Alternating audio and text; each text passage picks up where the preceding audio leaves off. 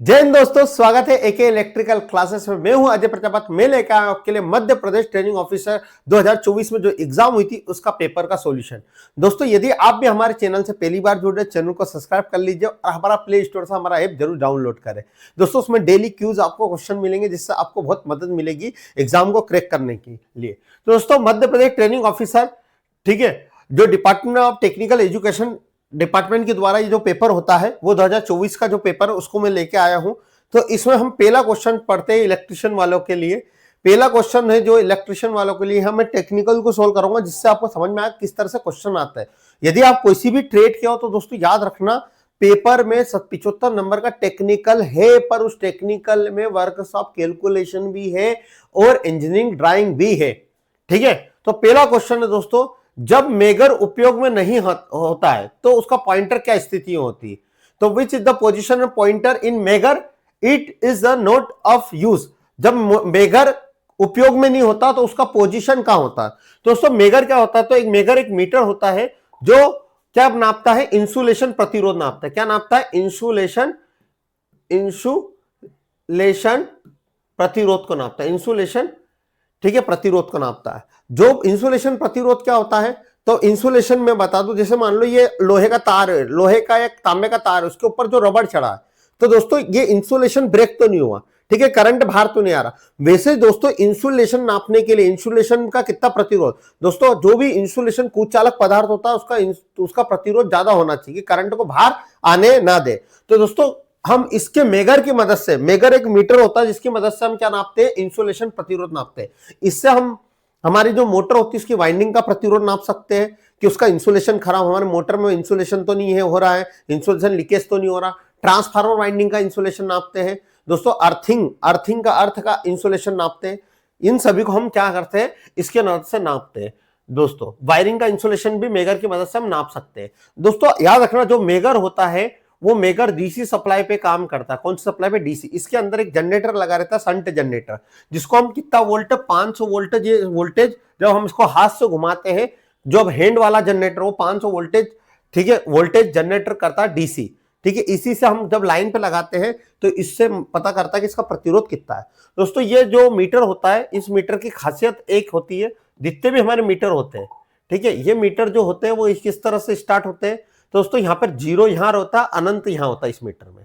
ठीक है, तो शुरुआत में दोस्तों जब ये बंद रहता तो यहां कहां पे रहता है? इस कंडीशन में, ठीक है, जीरो पर, ये अनंत पे। तो एग्जाम में आए कि जो दो आया था दोस्तों, मेगर का उपयोग नहीं होता तो पॉइंटर, तो दोस्तों यहाँ अनंत पे आएगा, जो कि एग्जामिनर ने क्वेश्चन गलत दिया था।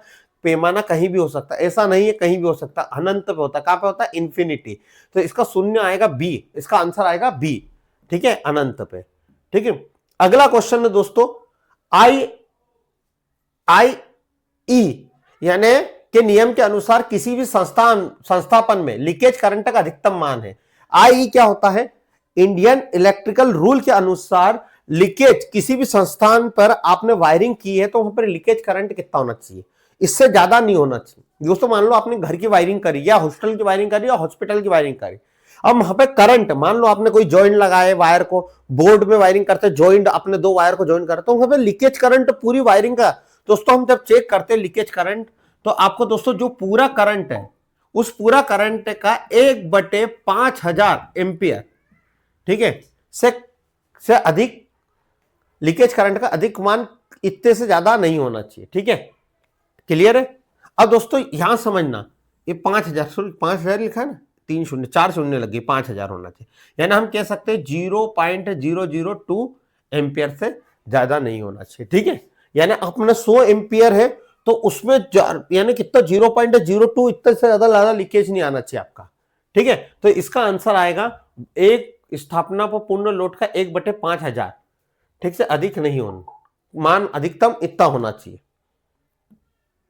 ठीक है, समझ में आ रहा होगा। अगले क्वेश्चन पे जाते हैं दोस्तों। अगला क्वेश्चन है हमारा, फील्ड सिस्टम द्वारा उत्पादित चुंबक प्रवाह आर्मेचर कोर में रोटेशन का कारण से होने वाला नुकसान का बताइए। दोस्तों, आप हमारी मोटर जो होती है, उस मोटर बोल दो या ट्रांसफार्मर बोल दो, किसी में भी दोस्तों हम जब करंट देते हैं तो कायम में जाता है स्टेटर में, जिसमें हम वाइंडिंग करते हैं, वाइंडिंग। ठीक है, वाइंडिंग में जब करंट जाता है तो उसमें चुंबक बनता है। क्या बनता है? चुंबक।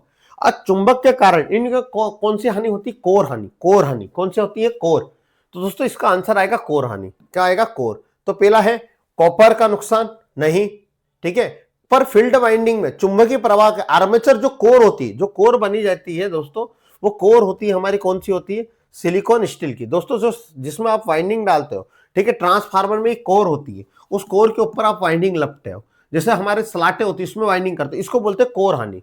तो दोस्तों ये कोर हानि पर ही हमारा क्या होती है? कोर का नुकसान होता है। इसमें क्या होता है? कोर का नुकसान होता है, ठीक है। तो एग्जाम में क्वेश्चन आया था फील्ड सिस्टम में उत्पादित चुंबक।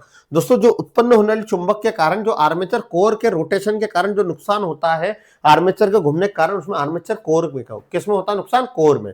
अब दोस्तों कोर में नुकसान होता है तो इसको सुधारने के लिए हम जो कोर यूज करते हैं वो कोर कौन सी होती है? CRGO। याद रखना CRGO, ठीक है, CRGO, cold rolled grain oriented, ठीक है। ये हमारी इसका नाम होता है जो अच्छी हमारी क्या होता है, जो कोर लॉस को क्या कर देती है? कम होती है। ये सिलिकॉन स्टील की होती है, ठीक है, सिलिकॉन स्टील की तरह होती है।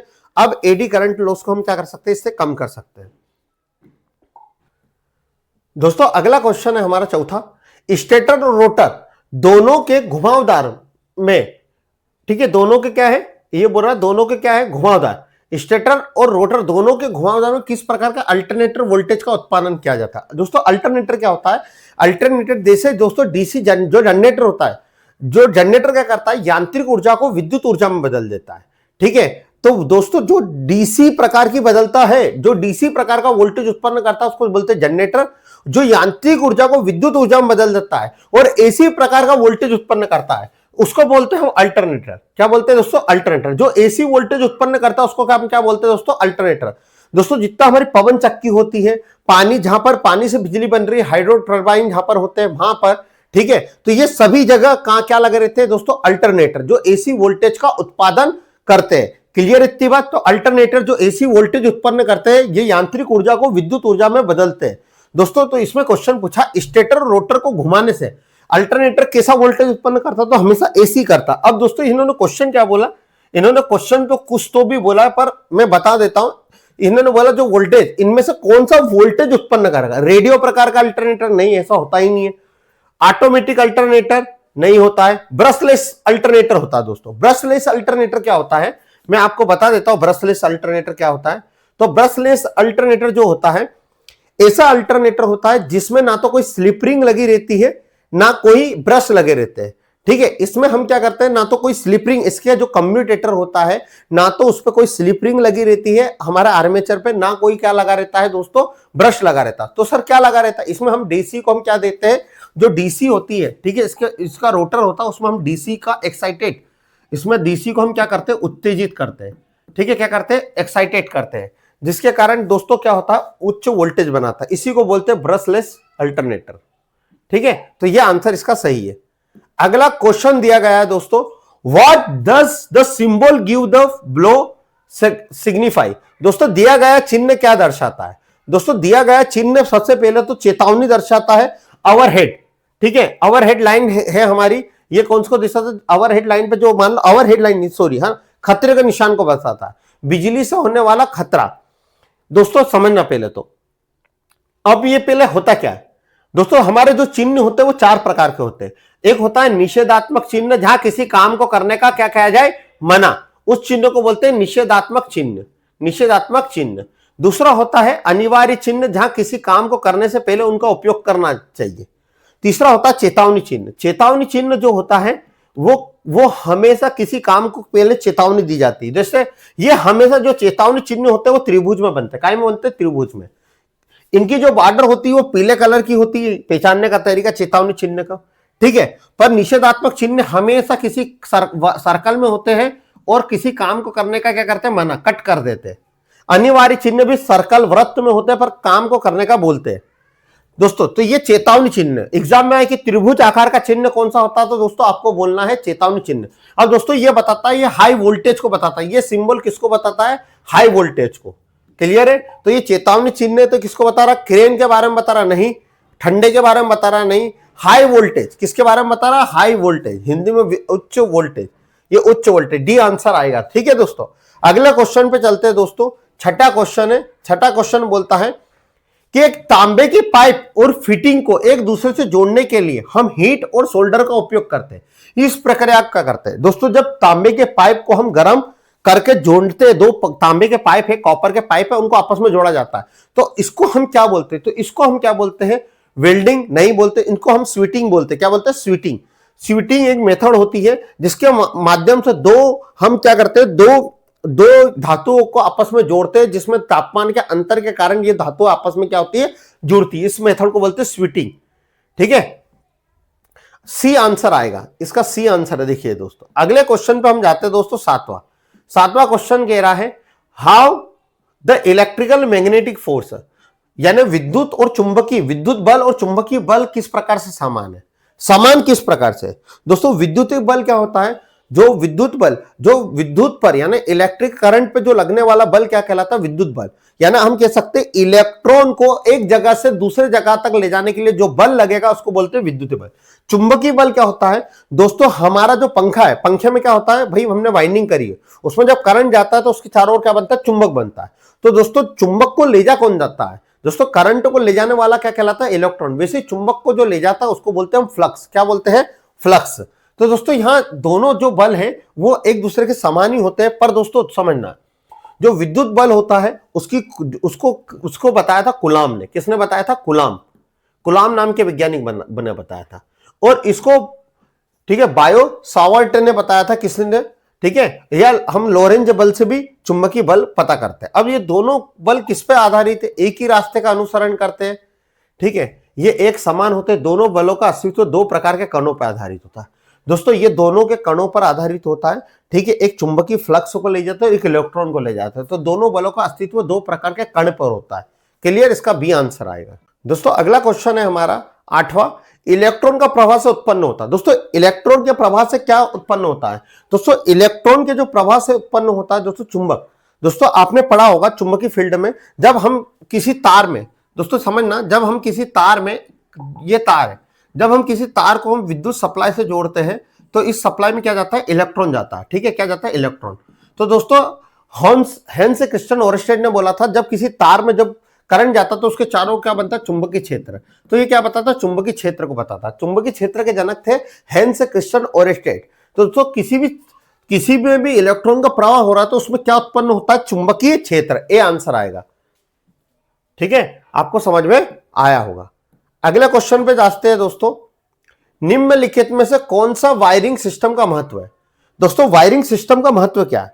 दोस्तों पहला महत्व है उचित नियंत्रण प्रदान करना। प्रॉपर हमको कंट्रोलिंग होना चाहिए, ये सबसे मेन होना चाहिए कि भैया आपने वायरिंग कर दी, कंट्रोल ही नहीं हो रही, स्विच ऑन ऑफ ही नहीं हो रहा, डायरेक्ट ऑन ही है, तो मेन तो यही आंसर आना चाहिए। दूसरा, पावर को कम करना चाहिए, बिजली का खर्चे को कम कर देता है, ओवर हीटिंग को कम कर देता है, उच्च वोल्टेज। दोस्तों तो पहला ही आएगा यहां पर क्या कि दोस्तों हमारा जो वायरिंग सिस्टम है उसका काम होता है उच्च नियंत्रण प्रदान करना, कंट्रोलिंग देना।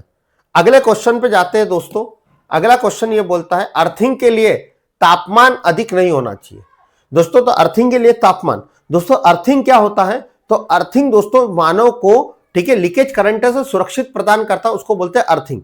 ठीक है, अर्थिंग करने के लिए दोस्तों पहले चीजें होना चाहिए। अर्थिंग के लिए जमीन, ठीक है, जमीन का जो प्रतिरोध होता है वो कम से कम होना चाहिए। कितना होना चाहिए? जीरो। वोल्टेज कितना होना चाहिए? विभव कितना होना चाहिए? जीरो। पर दोस्तों यहां करंट अधिकतम उच्च, करंट को ज्यादा ज्यादा जमीन में ले जाए, अर्थिंग का ये रूल होता है। ठीक है, करंट ज्यादा ज्यादा ले जाए जमीन में। ठीक है, तो अर्थिंग क्या करता है? लीकेज करंट से सुरक्षित, यानी लीकेज करंट से मानव को सुरक्षा प्रदान करता है या उपकरण को सुरक्षा प्रदान करता है। अब दोस्तों अर्थिंग के लिए तापमान कितना होना चाहिए? तो दोस्तों जो ये दिया गया था ये आंसर बिल्कुल गलत है, आप गूगल कर लेना कहीं पे भी। दोस्तों अर्थिंग के लिए जो तापमान की बात करते हैं ना, तो अर्थिंग के लिए जो तापमान की बात हम करते हैं तो ये 40% 40 डिग्री सेल्सियस से ज्यादा नहीं होना चाहिए कहीं भी भूमि का। इससे सर तापमान से फर्क पड़ेगा, जमीन सूखेगी तो उसका प्रतिरोध बढ़ जाएगा। इसलिए हम भाई अर्थिंग करते तो क्या डालते हैं? पानी डालते हैं, कोयला डालते हैं, नमक, उसकी नमी बना रखें। पर दोस्तों यहां गर्मी पड़ेगी तो उतना उसका प्रतिरोध क्या होगा? बढ़ेगा। ठीक है, तो दोस्तों 40 डिग्री से ज्यादा नहीं होना चाहिए। ऑब्जेक्शन हुआ था क्वेश्चन, इस क्वेश्चन पे ऑब्जेक्शन लगा था, कम से कम बहुत सारे इस शिफ्ट में क्वेश्चन गलत थे। तो इसका आंसर आएगा 40 डिग्री सेल्सियस, जो इस पूरा इसमें कहीं ऑप्शन में नहीं है। ठीक है, इन्होंने कितना दिया? 160 डिग्री। भाई 160 डिग्री तो बहुत होता है। ठीक है। अर्थिंग का मुख्य उद्देश्य क्या है दोस्तों? अगला क्वेश्चन है, अर्थिंग का मुख्य उद्देश्य क्या है? तो अर्थिंग क्या करता है भाई? लीकेज करंट से उपकरण और मानव को क्या करता है? सुरक्षा प्रदान करता है। तो बिजली के झटके से प्रोटेक्शन करता, बिल्कुल से। शॉर्ट सर्किट, अर्थिंग कभी भी शॉर्ट सर्किट से नहीं बचाता, शॉर्ट सर्किट से बचाता एमसीबी, ठीक है। उसके बाद ओपन सर्किट से भी नहीं बचाता, वोल्टेज को ब्रेक डाउन करता नहीं। तो इसका आंसर आएगा ए क्या करता है? बिजली के झटके से बचाता। दोस्तों याद रखना, अर्थिंग से प्रोटेक्शन करने की डिवाइस क्या आती है? उस डिवाइस या युक्ति को बोलते हैं हम ईएलसीबी। याद रखना, बहुत बार एग्जाम में आता है ईएलसीबी और ईएलसीबी, और एक होती है आरसीसीबी। ईएलसीबी क्या होती है सर? अर्थ लीकेज सर्किट ब्रेकर। अर्थ लीकेज सर्किट ब्रेकर दोस्तों, ये अर्थ लीकेज याद रखना बेटा। जब भी आपको आपके घर में ईएलसीबी लगाना है तो ईएलसीबी बताती है अर्थ लीकेज, लीकेज करंट से। आपको बोले कि लीकेज करंट से कौन आपके घर में सुरक्षा देगा, तो आप बोलना ईएलसीबी। ईएलसीबी इस तरह से होती है, ये याद रखना, आपके घर में अर्थिंग होना चाहिए जब ये काम करेगी। ये वोल्टेज से सुरक्षा देती है, वोल्टेज पर काम करती है, ठीक। एग्जाम में आए कि दोस्तों ईएलसीबी और आरसीसीबी में क्या अंतर है। अब दोस्तों ये आरसीसीबी का काम होता है रेसिडुअल करंट सर्किट ब्रेकर। दोस्तों ये भी हमारा लीकेज करंट से प्रोटेक्शन देती है, पर कब देती है? ये करंट, ठीक है। इसमें कोई जरूरत नहीं है आपका घर पे अर्थिंग हो, आप बिना अर्थिंग पे भी लगा दोगे तो काम करेगी। तो ये बेटर देन होती है ईएलसीबी से। ईएलसीबी से अच्छी होती है आरसीसीबी, ठीक है। इसका लीकेज प्रोटेक्शन होता है दोस्तों, याद रखना 30 मिली एम्पियर। यदि 30 मिली एम्पियर से ज्यादा लीकेज हो रहा है, जैसे मान लो आपका कोई पंखा, ये टीवी पे करंट आ रहा था, यदि मेरी बॉडी में से 30 मिली एम्पियर से ज्यादा आ रहा है तो ट्रिप हो जाएगी। एमसीबी जैसी ही दिखती है। समझ में आया आपको? ठीक है। तो ये दो क्वेश्चन आपको मैंने एक्स्ट्रा बता दिए। अगला दोस्तों, अर्थिंग का सबसे अच्छा प्रकार कौन सा होता है? तो दोस्तों अर्थिंग का सबसे अच्छा प्रकार होता है प्लेट अर्थिंग, ठीक है। यदि आप बेस्ट अर्थिंग की बात करें तो प्लेट अर्थिंग होती है सबसे अच्छी, जो कि इस एग्जाम में गलत दिया था। इसका आंसर दिया था उन्होंने पाइप अर्थिंग, जो कि ऑब्जेक्शन वाला था। सबसे अच्छा अर्थिंग होता है दोस्तों प्लेट अर्थिंग, ठीक है। प्लेट अर्थिंग क्या होता है समझ लो।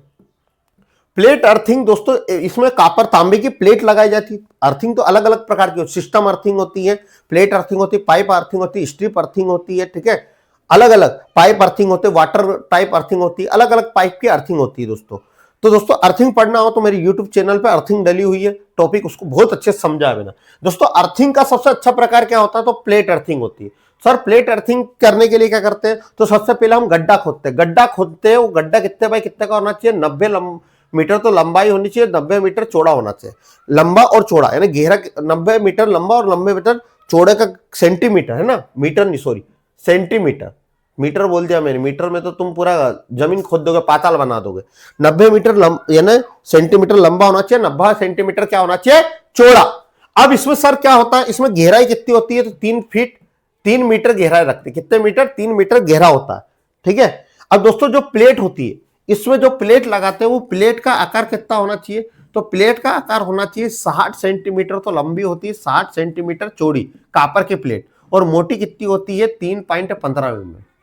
3 पॉइंट यहां लिख रहा हूं, 3.15 mm मोटी होती है। तो 60 सेंटीमीटर, तो एग्जाम में आए कि जो तांबे की प्लेट होती है वो 60 सेंटीमीटर लंबी होती है, यानी 60 सेंटीमीटर लंबाई होती है, चौड़ाई 60 सेंटीमीटर, और मोटाई कितनी होती है? 3.15। दोस्तों यदि ये प्लेट गैल्वेनाइज आयरन यानी जस्तीकरण लोहा युक्त जस्तीकरण की हो तो 6.30 हो जाती है। इसकी मोटाई कितनी हो जाती है? 6.30। बाकी लंबाई चौड़ाई 60 ही होती है। तो आपको ये इतनी सारी चीजें याद रखना प्लेट अर्थिंग से, ठीक है। तो ये बात तो सारी क्लियर हुई। सबसे अच्छी अर्थिंग यहां पर थी पाइप अर्थिंग। देखो मेरा काम है सही बताना, बाकी आपकी इच्छा है, ठीक है। आप एग्जामिनर की तरह जा सकते हो कि सर वो आंसर उसने दिया है जो कि वो गलत है। भाई सत्य पे जाएंगे ना, वो ऑब्जेक्शन। हमको जब पता है आंसर 3 × 2 6 से होता है, ठीक है। अब तुम 5 आंसर आ रहा है, सर उसने तो 5 दिया। अरे भाई तुमको तो पता है जो बेसिक है वो चीज तो हम सही करेंगे ना। निम्नलिखित में से ग्राउंडिंग का प्रकार नहीं। दोस्तों अर्थिंग और ग्राउंडिंग, अर्थिंग क्या होता है, ग्राउंडिंग क्या होता है? अर्थिंग का काम होता है मानव या उपकरण को लीकेज करंट सुरक्षा देना। जैसे समझना दोस्तों, आपके घर में ये कूलर था, इस कूलर पे आपने सप्लाई दी 2 वायर, ठीक है। अब मान लो इसमें क्या हो रहा था दोस्तों, अब दोस्तों आपने यहाँ 3 पिन प्लग थी, ठीक है। 3 पिन प्लग थी, तो ये पिन से अर्थिंग का भी वायर यहाँ पे टच है।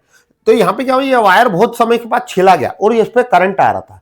अब दोस्तों इसने क्या करा, अर्थिंग के थ्रू जमीन में उतार दिए। जो ग्राउंडिंग है, एक पूरा करंट कहाँ उतार दिया? जमीन में। अर्थिंग वायर कहाँ लगाया? जमीन में। जैसे आप टच करने गए तो आपको करंट नहीं आएगा, क्योंकि सारा करंट लीकेज करके कहाँ, जमीन में जा रहा।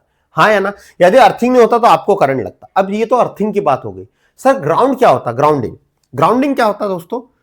दोस्तों आपने देखा होगा गांव में आप अर्थिंग करते होंगे। गांव में क्या होता है, देखो गांव में या सिटी में बहुत जगह होता है, वहां 3 लाइन जाती। अब व्यक्ति क्या करता है, बल्ब जलाता है, एक तो फेल ले लेता और न्यूट्रल को क्या कर देता, जमीन में गाड़ देता। जब आप न्यूट्रल को जमीन में गाड़ देते उसको बोलते हैं ग्राउंडिंग। क्या बोलते हैं? ग्राउंडिंग। ठीक है, इससे क्या होता है दोस्तों, ट्रांसफार्मर में भी याद रखना, अर्थिंग नहीं करते, ग्राउंडिंग करते हैं।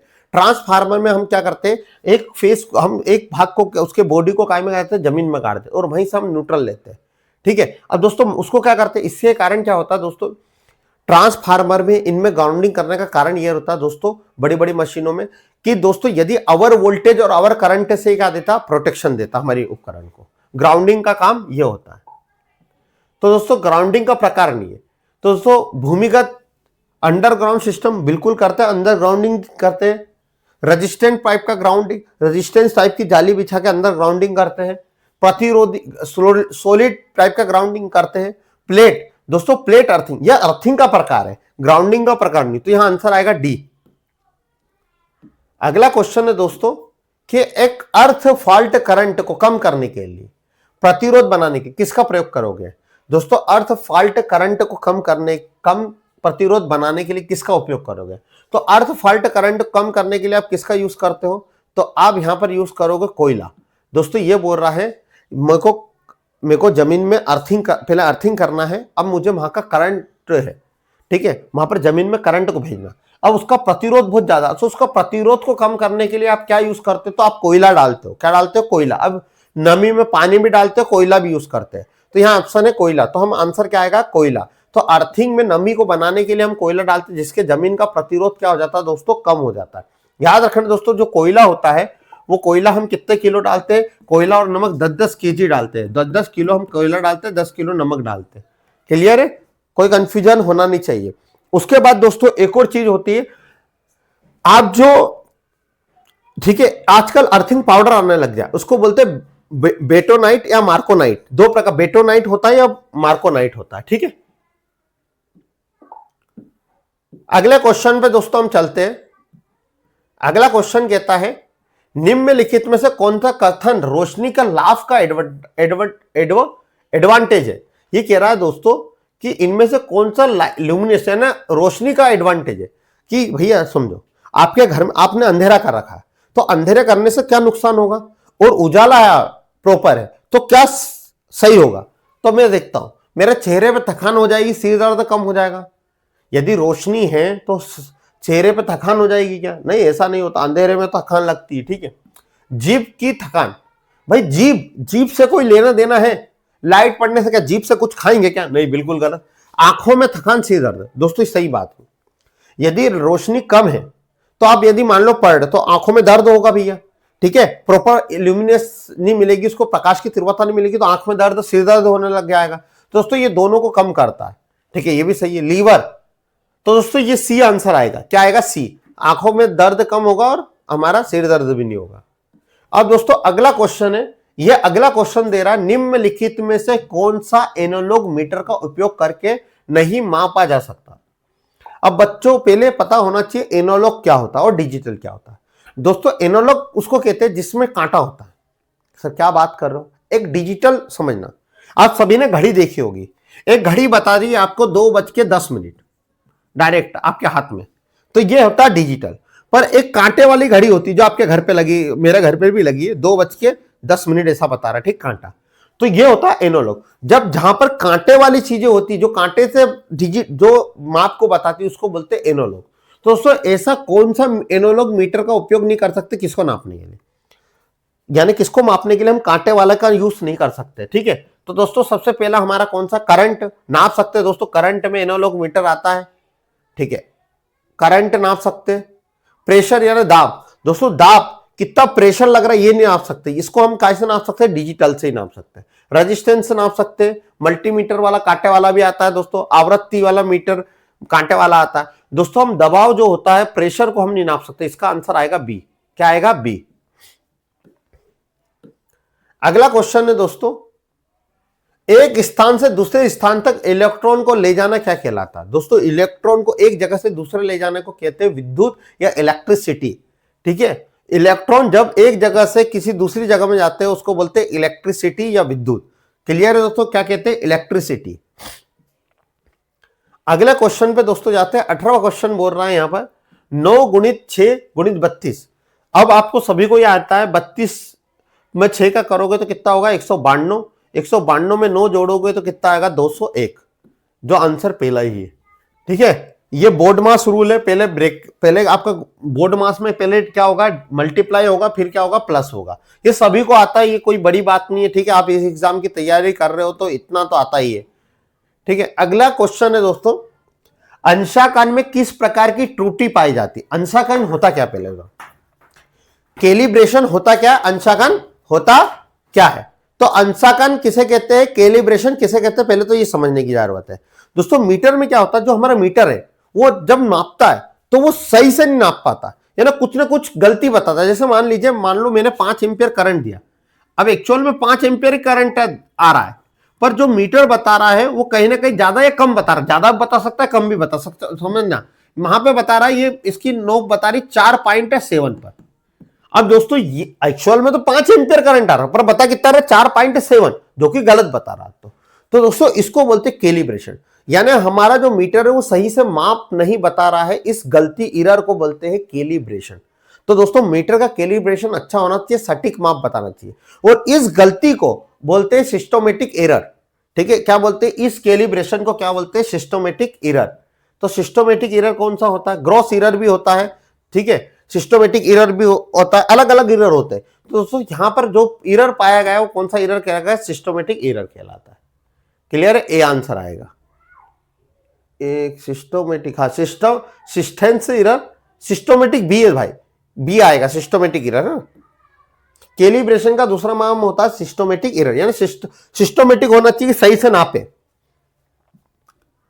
अगला दोस्तों क्वेश्चन है, अगला क्वेश्चन ये बोल रहा है कि वह उपकरण को स्थापित करने के लिए, ठीक है, हमें किस प्रकार का अंशांकित उपकरण की आवश्यकता होना चाहिए?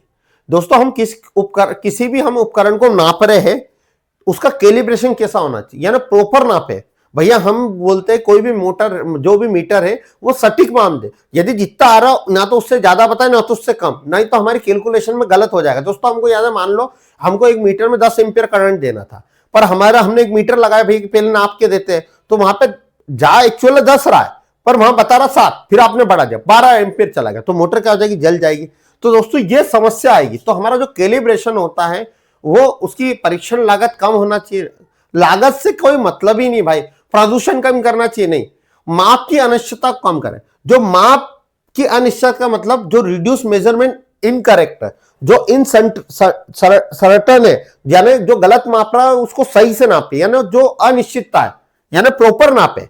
अनिश्चितता के थोड़ा सा पॉइंट का फर्क है चलेगा, ज्यादा फर्क है दिक्कत। तो दोस्तों माप की अनिश्चितता को कम करने के लिए आवश्यक होता है। इसका आंसर आएगा सी। अगला क्वेश्चन है दोस्तों, ज्योतिमय अभिवाह ल्यूमिनस फ्लक्स का मात्रक होता है। ल्यूमिनस फ्लक्स का मात्रक होता है दोस्तों, ल्यूमिनस फ्लक्स क्या होती है समझना।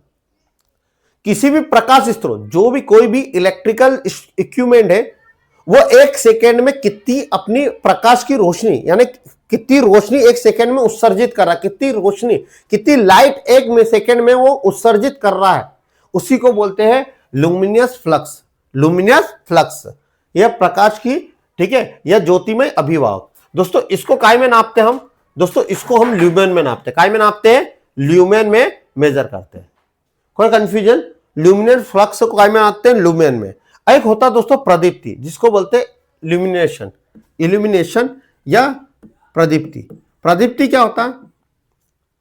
ठीक है, ल्यूमेन, ठीक है, ल्यूमेन समझ में आया, ल्यूमिनियस फ्लक्स है। अब प्रदीप्ति क्या होता है? ल्यूमिनियस क्या होता है? प्रदीप्ति क्या होता है? तो दोस्तों यहां पर क्या होता है दोस्तों, प्रकाश की तीव्रता कितनी है, ठीक है, वो बताता है ल्यूमिनस। इसको हम काय में नापते हैं? लक्स में। काय में नापते हैं? लक्स में। ये नीचे वाला है ना, लक्स में। अगला क्वेश्चन है दोस्तों, घरेलू उपकरण में रखरखाव क्यों आवश्यक है? दोस्तों हम कोई भी इक्विपमेंट यूज करते हैं तो उसको रखरखाव क्यों जरूरी है कि भाई उसको मेंटेन करके भाई ज्यादा समय तक चल पाए, प्रॉपर वो काम करे। मान लो एक पंखा है, थोड़ी बाद एक बल्ब है, उसके ऊपर धूल जल रही है, भाई लाइट चल रही पर उस प्रॉपर उजाला जाएगा आ पाएगा क्या? नहीं, उसको हम समय समय पे साफ करेंगे। तो प्रॉपर हमको क्या करें भैया, long lever help them the long live, उन्हें लंबे समय तक ठीक रखने के लिए मदद करेगा। बिल्कुल सही। उन्हें अधिक शक्ति प्राप्त नहीं, ये कोई दिक्कत नहीं। उच्च करंट लेने के लिए नहीं, उच्च वोल्टेज लेने के लिए नहीं। दोस्तों यहां पर जो हमको मिलेगा वो क्या मिलेगा दोस्तों, इसका लंबे समय तक ठीक रखने के लिए रहेगा। अगला क्वेश्चन है दोस्तों, अगला क्वेश्चन है कि एक basic instrument used in the household are now, घर में इस्तेमाल होने वाले बुनियादी उपकरण के रूप में जाना जाता है। इनमें से कौन सा घर में उपकरण में उपयोग होता है? ट्रांसफार्मर, ट्रांसफार्मर तो बाहर लगता है, ठीक है। बॉयलर, बॉयलर तो हो ही नहीं सकता। डोमेस्टिक डिवाइस, ठीक है। टरबाइन, टरबाइन भी नहीं हो सकता। डोमेस्टिक डिवाइस, डोमेस्टिक डिवाइस को बोलते हैं घरेलू उपकरण, जैसे भाई पंखा हो गया, फ्रिज हो गया, मिक्सर हो गया, ये सब क्या है? घरेलू उपकरण, इसको बोलते हैं डोमेस्टिक डिवाइस। अगला क्वेश्चन है दोस्तों, एक छोटा उपकरण जो विद्युत बल्ब को धारण करता और प्रकाश उत्पन्न करता है। ऐसा छोटा उपकरण बताइए जो बल्ब को धारण करता और प्रकाश उत्पन्न करता है। वॉशिंग मशीन करती है क्या? बिल्कुल नहीं। एसी एयर कंडीशनर करता है क्या? नहीं। टेलीविजन करता है क्या? नहीं। लैंप, आंसर क्या आएगा? लैंप। लैंप प्रकाश उत्पन्न करता है। अगले क्वेश्चन पे जाते हैं दोस्तों, प्रदर्शन परीक्षण के लिए प्रयुक्त उपकरण कौन सा? दोस्तों प्रदर्शन परीक्षण यानी एग्जाम में है, इंग्लिश में देखोगे, ऐसा कौन सा टूल है जो परफॉर्मेंस टेस्ट करता है, उसका परफॉर्मेंस कैसा है, ठीक है, वो टेस्ट कौन करता है दोस्तों? उसको हम बोलते हैं, इनमें से कौन सा मीटर है दोस्तों? मेगर। दोस्तों मेगर है ना, जमीन का प्रतिरोध, इंसुलेशन प्रतिरोध को पता करता है। तो दोस्तों ये परफॉर्मेंस नहीं बताते कि इसको कम ज्यादा कैसे होगा। वोल्ट मीटर वोल्टेज को कम, वोल्टेज को नापता है, कम ज्यादा नहीं कर सकता, ठीक है। वैसे अमीटर करंट को नापता है, कम ज्यादा नहीं। जे मीटर होता है दोस्तों रेडियो फ्रीक्वेंसी, हम कह सकते हैं रेडियो, ठीक है। रेडियो की जो मॉड्यूलस पल्स होती है, उन पल्स को, रेंज को नापने के लिए जे मीटर का यूज करते हैं। किसको नापते हैं? जे मीटर। जे मीटर का उपयोग हम रेडियो की जो आवृत्ति होती है, जो रेडियो की फ्रीक्वेंसी होती है, उसका पीएमडब्ल्यू जो मॉड्यूलस पल्स होती है, उसको किस रेंज में जा रही है, उसको कम ज्यादा, उस रेंज को कम ज्यादा करना, ये काम करता है जे मीटर। अगले क्वेश्चन पे दोस्तों हमारा है, दिया गया डायग्राम क्या रिप्रेजेंट करता है? दिया गया चित्र क्या? दोस्तों ये चित्र जो देता है वो गोलार्ध देता है। क्या देता है? गोलार्ध, ठीक है। क्या देता है? गोलार्ध। दोस्तों गोलार्ध क्या होता है? जो हमारी पृथ्वी होती है ना, पृथ्वी, उस पृथ्वी को क्या हमने करा? दो भागों में काट दिया। जो भूमध्य रेखा क्या करती है? हमारी पृथ्वी को दो भागों में काटती है, एक उत्तरी गोलार्ध बनता है, एक दक्षिणी, तो इसको बोलते हैं गोलार्ध। क्लियर है इतनी बात? अगला क्वेश्चन है दोस्तों, ये जो क्वेश्चन है ये इंजीनियरिंग ड्राइंग से, ठीक है, जिसमें आपको चैप्टर है, ठीक है। ये अब बच्चा बोलता है सर ये 75 क्वेश्चन इंजीनियरिंग ड्राइंग पढ़ो, वो जो एग्जाम में आएगा भाई। इंजीनियरिंग ड्राइंग भी पढ़ना पड़ेगा, वर्कशॉप कैलकुलेशन भी पढ़ना पड़ेगा। From the given the shape blow identity respective shape give the blow. दोस्तों ये दिया गया जो चित्र है वो क्या है दोस्तों? ये इसकी चार भुजा है, पहले तो समझना, ये चतुर्भुज है। अब ये कौन सा चतुर्भुज है? समांतर चतुर्भुज है, समलंब चतुर्भुज है, तो पहला पता। एक तो पहले क्यूब, क्यूब घन क्या होता है? जिसकी 6 भुजा होता है। घनाभ भी क्या होता है? जिसकी 6 भुजा होती है। जो हमारा माचिस बॉक्स होता है वो घनाभ होता है। क्या होता है? घनाभ, ठीक है। जिसमें 6 माचिस बॉक्स होता है ना, उसमें देखो आमने सामने की 6 भुजा क्या होती है? अलग अलग होती है, ठीक है। यानी 4 भुजा ऐसी होती है, 2 भुजा ऐसी होती है, ठीक है। अरे 1 2 3 4 और अंदर की, तो वहां 6 भुजा। तो माचिस बॉक्स कैसा हो गया? आपका घनाभ हो गया। अब दोस्तों क्यूबॉइड क्या हो गया? ठीक है, क्यूबॉइड क्या हो गया? तो क्यूबॉइड होता है जिसमें क्या होता है भैया? घन होता है। घन यानी जिसमें हम बोलते हैं ना, क्या बोलते हैं इसको, जिसमें हम पासा बोल सकते हैं, जो अब हम सांप सीढ़ी का पासा होता है ना, जो, ठीक है, इस तरह से जो पासा है, ठीक है, आप थोड़ा देख लेना पासा इस तरह से, तो ये पासा होता है, ठीक है, इसको बोलते हैं घन। तो दोस्तों ये क्या है? तो दोस्तों ये समांतर चतुर्भुज है। समांतर पाइप बोल सकते हैं, समांतर पाइप या समांतर चतुर्भुज, ठीक है। अब दोस्तों एक समलंब ऑप्शन में, तो समलंब किस तरह से होता है, इस तरह से होता है, जिसकी चार भुजा तो होती है, पर ये चारों भुजाएं क्या होती है, एक तरह से अलग अलग होती है, एक लंबाई को दर्शाती है। तो इसका आंसर आएगा ए। दी गई लाइन क्या रिप्रेजेंट करती है, दोस्तों दिया गया चिन्ह ये एंगल को रिप्रेजेंट करती है, किस एंगल से जा रही है, एंगल, गोलाई, कोण की स्थिति बताती है, किसकी स्थिति बताती है, कोण की। दी गई लाइन किसको बताती है, कोण की, ठीक है। ये सर्कल को बताती, कोण की स्थिति बताती है, स्थान बताती है बेलनकार, ये कोण को बताती है, बी आंसर आएगा। क्लियर है दोस्तों इतना। अगले क्वेश्चन पे चल रहे हैं। दिया गया चिन्ह क्या बताता है, ये सिंबल आप ध्यान से देखो, एक वृत्त है जिसमें 4 बॉक्स में काटा गया है। यदि आपने इंजीनियरिंग पढ़ी है तो उसमें बता देता है सिमेट्रिक समरूपता है, ठीक है, टोटल रन आउट है, क्या स्लोप है या ढलान है। दोस्तों ये स्लोप को बारे में बता, उसको कितना स्लोप देना है, ये डायग्राम ये बताता है, ठीक है। ढलान, लक्ष्य, सॉरी स्लोप, या ना स्लोप नहीं बोल सकते, टारगेट, लक्ष्य बोल सकते हैं इसको, क्या बोलते हैं, लक्ष्य। स्लोप तो इस तरह से होता है, ढलान बोलते हैं, क्या बोलते हैं इसको, ढलान, कितने एंगल से उसको ढलान देना, ठीक है, ये सिंबल बताता है। सी आंसर आएगा। अगले क्वेश्चन को हम पे चलते हैं। अगले क्वेश्चन पे हमने चला, ये क्वेश्चन बोल रहा है निम्नलिखित में से प्रतिरोध वेल्डिंग का भाग है। दोस्तों प्रतिरोध वेल्डिंग को हम बोलते स्पॉट वेल्डिंग, क्या बोलते हैं, स्पॉट वेल्डिंग। पहले मैं बताता हूं प्रतिरोध वेल्डिंग क्या होती है। दोस्तों जब हम ये ज्यादा ऊष्मा उत्पन्न करने वाली वेल्डिंग होती है, जब दो धातुओं को आपस में जोड़ते हैं तो उसमें करंट क्या हो जाता है, करंट के कारण, ठीक है, करंट को रोकती है, जिसके कारण उसमें करंट को क्या करती है, करंट को आगे नहीं जाने देती, जिसके कारण अत्यधिक ऊष्मा उत्पन्न होती है और एक दूसरे धातु को क्या करते हैं, जोड़ती है। इसको बोलते हैं हम प्रतिरोध वेल्डिंग। ये स्पॉट वेल्डिंग का प्रकार है, स्पॉट वेल्डिंग का प्रकार है। जैसे हम पीतल को जोड़ना, हम तांबे के दो धातुओं को जोड़ना। अगला है क्वेश्चन दोस्तों, इन्वर्टर में खराबी का पता लगाने के लिए किस डिवाइस का उपयोग किया जाता है। दोस्तों जो हमारा इन्वर्टर होता है, इन्वर्टर क्या होता है, डीसी को एसी में कन्वर्ट करता है, वो इन्वर्टर कहता है। दोस्तों इन्वर्टर में जो वेव उत्पन्न होती है, याद रखना वो वर्गाकार होती है। कैसी होती है, वर्गाकार वेव उत्पन्न होती है। इतनी बात क्लियर है। अब दोस्तों इसमें क्या होता है, इसका पता लगाने के लिए हम इसमें क्या खराबी, तो हम वोल्ट मीटर का यूज करते हैं। किसका यूज करते हैं, वोल्ट मीटर। अमीटर करंट नापता, वाट मीटर हमारा क्या नापता, शक्ति को बताता है। वोल्ट मीटर का उपयोग करता है, किसका यूज करते हैं, वोल्ट मीटर, ठीक है। फेदोमीटर दूरी को बताता है, कितनी दूरी है, तो इसका आंसर आएगा सी, वोल्ट मीटर। अगला क्वेश्चन है दोस्तों, वाइंडिंग में किस प्रकार का तार का प्रयोग करते हैं। दोस्तों जो वाइंडिंग हम करते हैं उसमें किस प्रकार का तार का यूज करते हैं।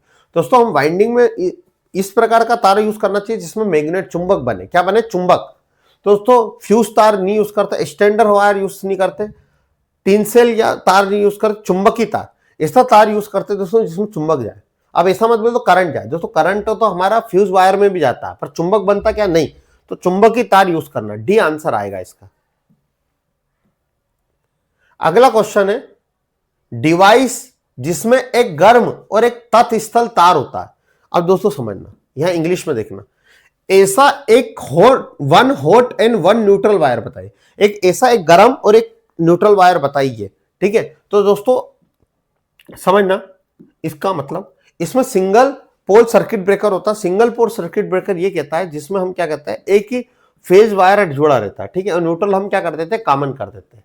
ये क्या करता है, जब ट्रिप करता है, जब करंट क्या हो जाए, ठीक है, जब तार के जो हमारा सर्किट है उसमें ज्यादा करंट बहने लग जाए जिसके कारण गर्म हो जाए, तो इसको बोलते हैं single circuit breaker, single pole breaker.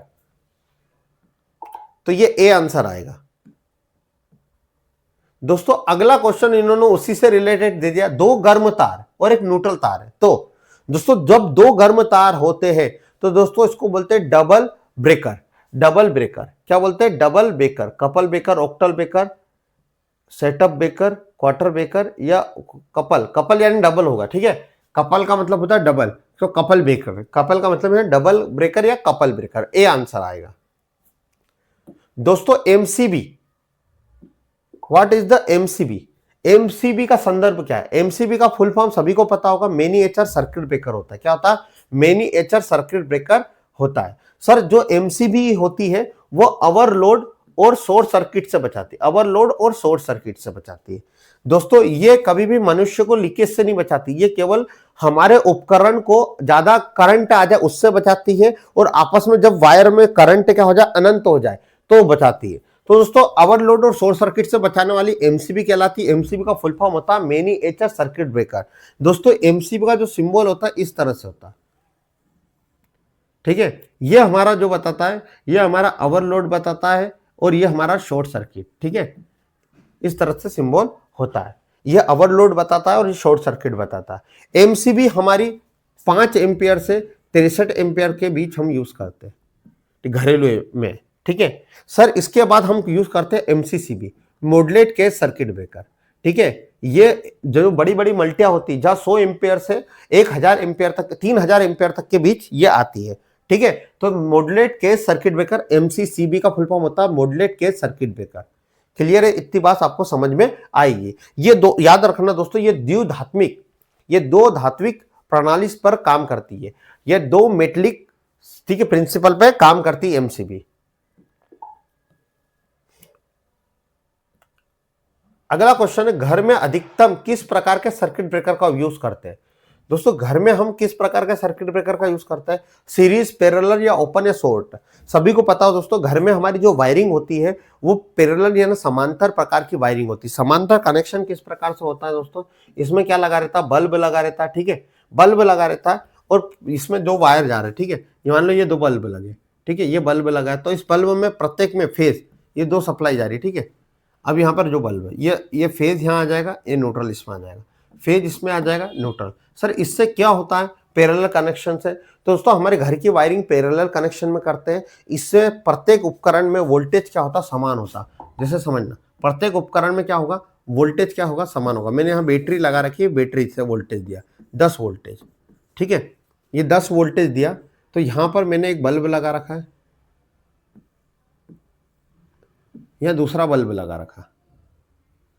तो दोस्तों याद रखना, यह सभी पर वोल्टेज समान आएगा, करंट अलग अलग हो जाएगा, ठीक है। इसलिए आपके घर में क्या होता है, जो वायरिंग करते हैं आप क्या करते हो, पैरेलल। प्रत्येक उपकरण में वोल्टेज तो समान होता है पर करंट अलग अलग होता है। इसलिए आपने देखा होगा कि आप जब भी कोई हीटर लगा रहे हो या पावर कोई लगा रहे हो, मिक्सर तो वहां 16 एम्पियर की सॉकेट लगा रहे हैं और नॉर्मल आपके घर में जो लगती है वो 6 एम्पियर की। क्लियर है, तो दोस्तों समझ में आएगा। तो घर में कौन सी वायरिंग करते हैं, पैरेलल सर्किट। बी समांतर, पैरेलल को हिंदी में बोलते समांतर, कोई दिक्कत आनी नहीं चाहिए। अगले क्वेश्चन पे जाते हैं, दिया गया चित्र किसको दर्शाता है। दोस्तों पहले तो दिया गया चित्र समझ लेना। अब ये चित्र जो दर्शाता दोस्तों, ये दर्शाता सर्किट ब्रेकर को, सर्किट ब्रेकर को, ठीक है। अब सर्किट ब्रेकर का सिंबल इस तरह से भी होता है, इस तरह से होता है, ठीक है। इलेक्ट्रिकल रूल के अनुसार इस तरह से सर्किट ब्रेकर होता है। और हमारा जो, ठीक है, अमेरिकन ANSI, ठीक है, ANSI American national standard institute के अनुसार सर्किट ब्रेकर का सिंबल किस तरह से, इस तरह से होता है। दोस्तों अमेरिकन सर्किट ब्रेकर के जो अमेरिकन जो नेशनल स्टैंडर्ड इंस्टीट्यूट है उनके अकॉर्डिंग सर्किट ब्रेकर इस तरह से होता है और हमारे अकॉर्डिंग इस तरह से होता है। अब दोस्तों सर्किट ब्रेकर क्या काम करता है, सर्किट ब्रेकर एक ऐसा स्विच होता है जो ओवरलोड, शॉर्ट सर्किट, इन सभी से क्या करता है, ओवर लीकेज करंट, इन सभी से क्या करता है, इनको प्रोटेक्ट करता है। हमारे ये ग्रिड इनमें लगाया जाता है, ठीक है। अब दोस्तों यहां पर ऑप्शन दिया फ्यूज, थर्मल ले रहे सर्किट ब्रेकर, तो इसका आंसर आएगा सर्किट ब्रेकर सी।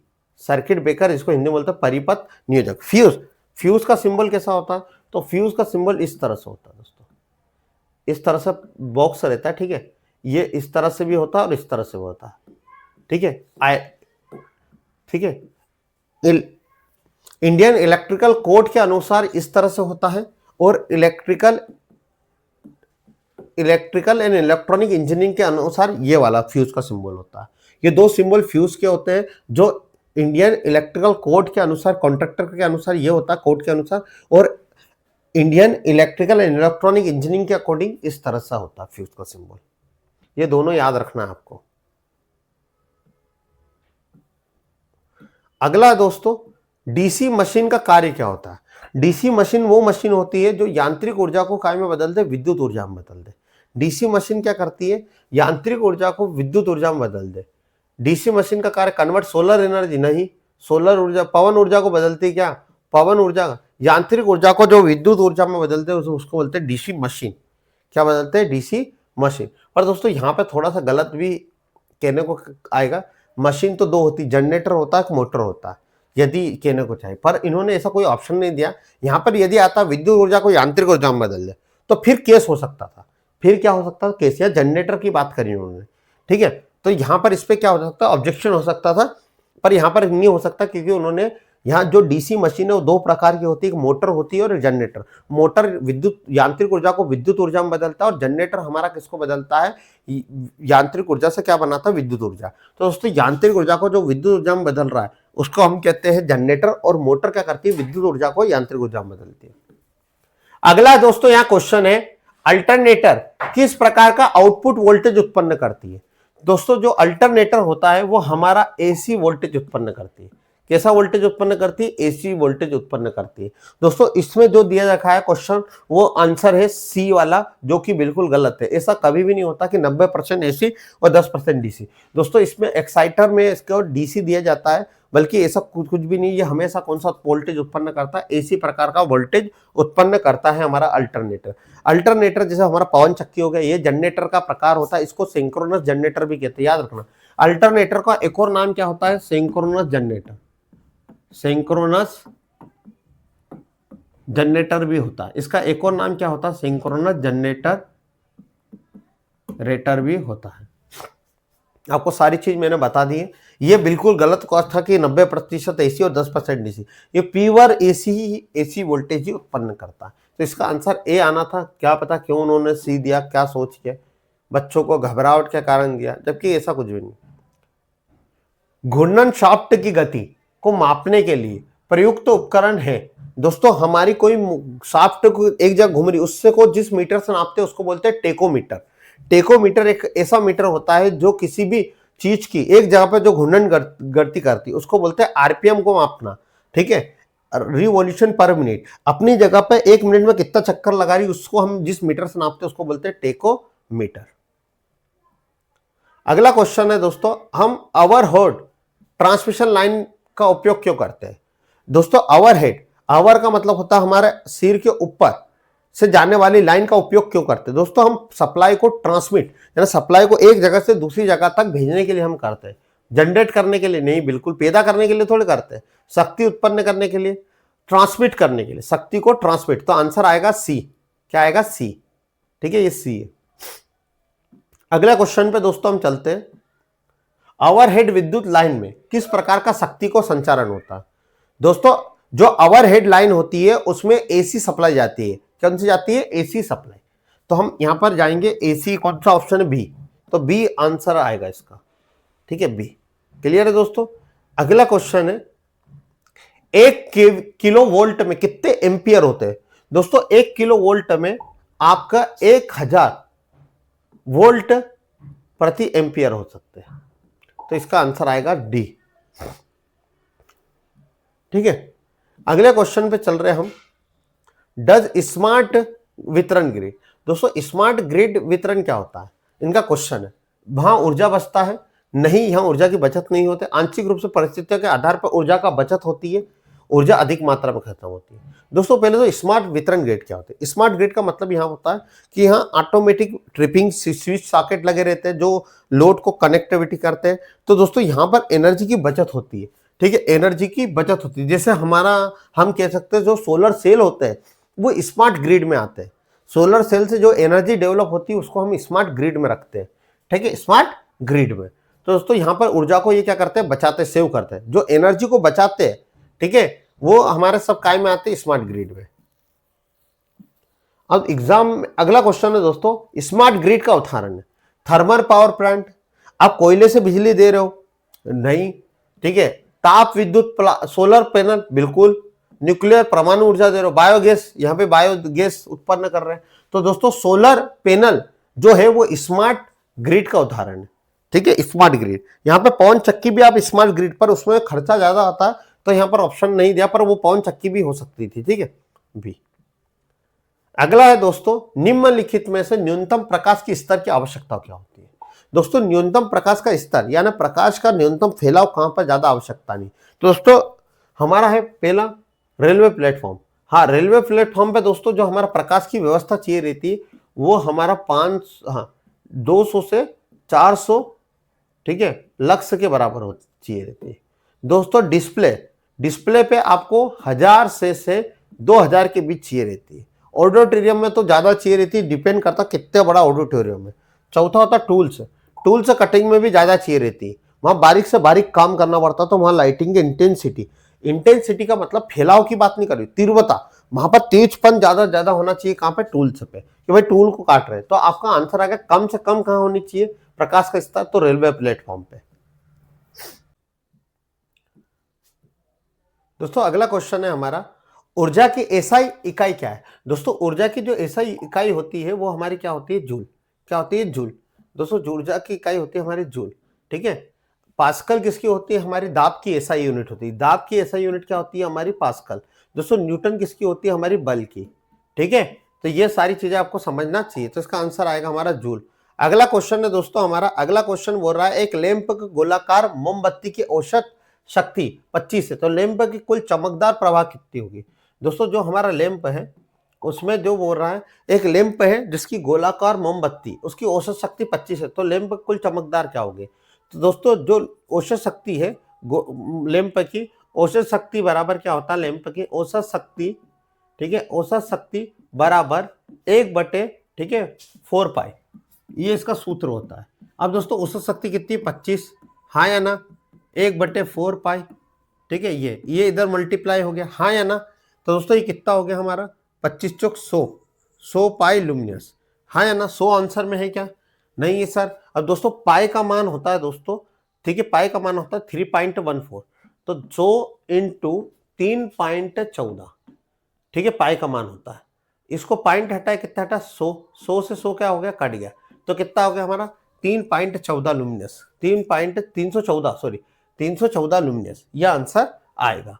अगले क्वेश्चन पे हम दोस्तों चलते हैं। अगला क्वेश्चन हमारा है 100 वाट का बल्ब की रोशनी का स्तर किसके साथ भिन्न नहीं होगा? यानी 100 वाट का हमारे बल्ब लगाया, इसमें रोशनी का स्तर किसके साथ भिन्न अलग नहीं होगा? वोल्टेज बढ़ाने पे, दोस्तों वोल्टेज बढ़ाने पे इसमें फर्क पड़ेगा दोस्तों, है ना, क्योंकि वाट बराबर हमारा होता है, वाट बराबर होता है V²/R, ठीक है। यहां पर वोल्टेज में परिवर्तन होगा तो वाट में बदल देगा।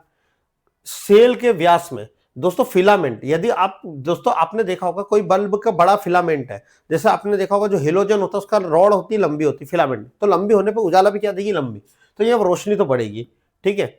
फिलामेंट का तापमान, दोस्तों हम फिलामेंट का तापमान बढ़ाएंगे तो उससे कोई फर्क नहीं पड़ना चाहिए, ठीक है। अंदर हम कितना भी तापमान बढ़ाए उससे फर्क नहीं पड़ना चाहिए, तो इसका आंसर क्या आएगा? सी। क्या आएगा? सी। दोस्तों अगला क्वेश्चन है हमारा कि एक 10 वोल्ट की बैटरी 20 ओम प्रतिरोध के माध्यम से 20,000 आवेश वहन करती है, 10 सेकंड में किया गया कार्य। अब दोस्तों कार्य क्या होता है दोस्तों? तो कार्य निकालना दोस्तों, यहां पर क्या है? वोल्टेज, तो वोल्टेज बराबर क्या होता है?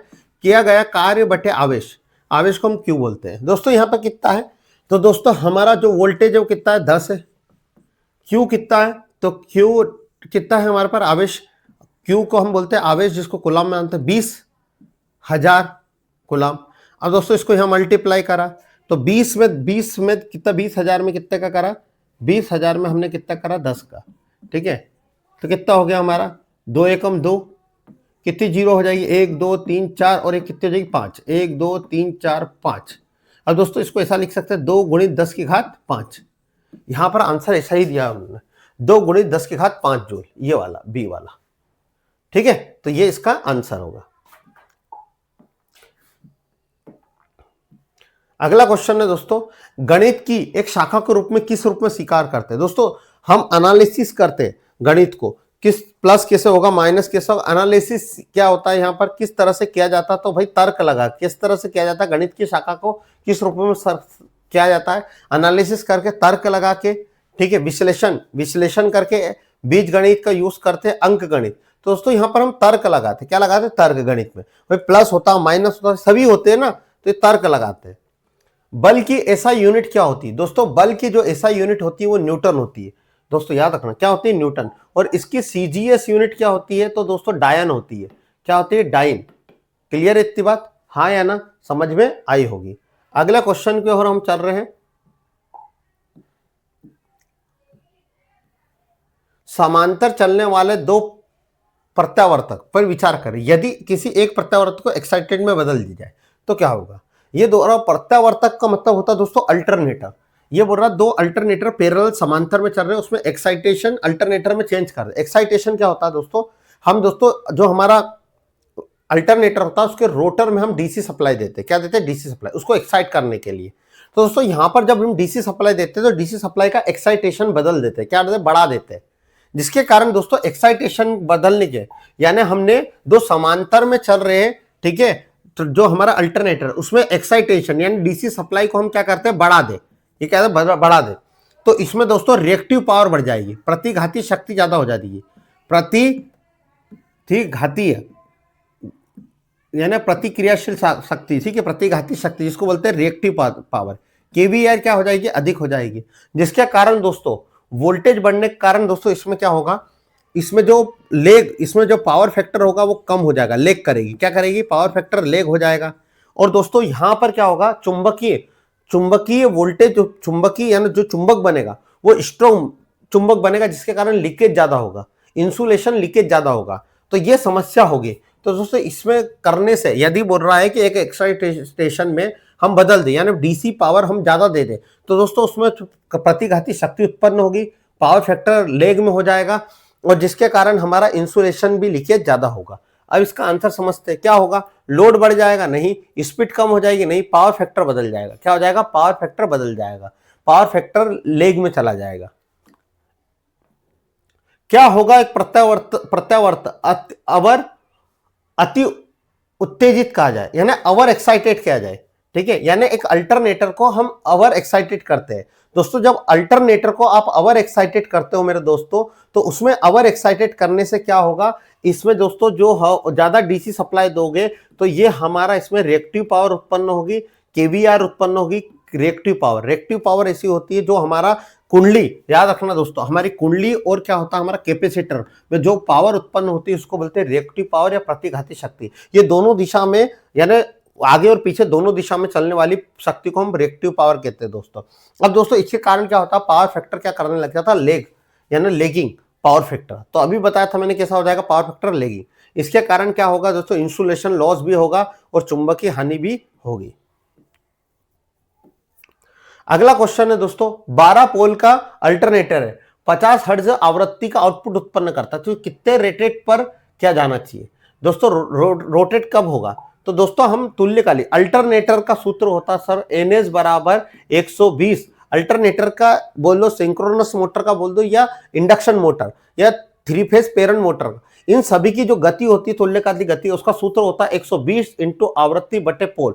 दोस्तों यहाँ फ्रीक्वेंसी जो है वो 50 हर्ट्ज है, ठीक है, और जो हमारा कितना ये जो, ठीक है, 120 क्या है हमारी फ्रीक्वेंसी, क्या 50 है, पोल हमारे कितने हैं 12 है, ठीक है। तो दोस्तों कितनी गति होगी, ये 12 को काटा कितने हो गए 10 में 50 का करा तो कितना हो गया 500, 10 गुणित 50 करा तो 10 गुणा 50 में करा तो कितना हो 500। दोस्तों यहाँ 500 कहीं ऑप्शन में ही नहीं, 1500 है, 600 है, 1000 है, 1200। तो दोस्तों ये गलत था, ऑब्जेक्शन वाला आंसर था, इसका आंसर आता 500, ठीक है।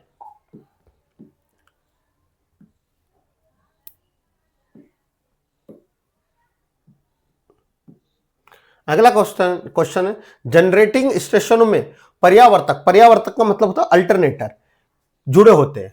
दोस्तों याद रखना, जहां पर भी सप्लाई को जनरेट किया जाता है वहां पर जो अल्टरनेटर होते हैं दोस्तों स्टार कनेक्शन में जुड़े होते हैं। कैसे कनेक्शन में जुड़े होते हैं, स्टार में, तो स्टार में जुड़े होते हैं, सी आंसर आएगा। काय में जुड़े होते हैं, स्टार में। अल्टरनेटर का काम होता है, ठीक है, ये यांत्रिक ऊर्जा को विद्युत एनर्जी में बदल देते हैं, वो भी एसी प्रकार, ठीक है, एसी प्रकार।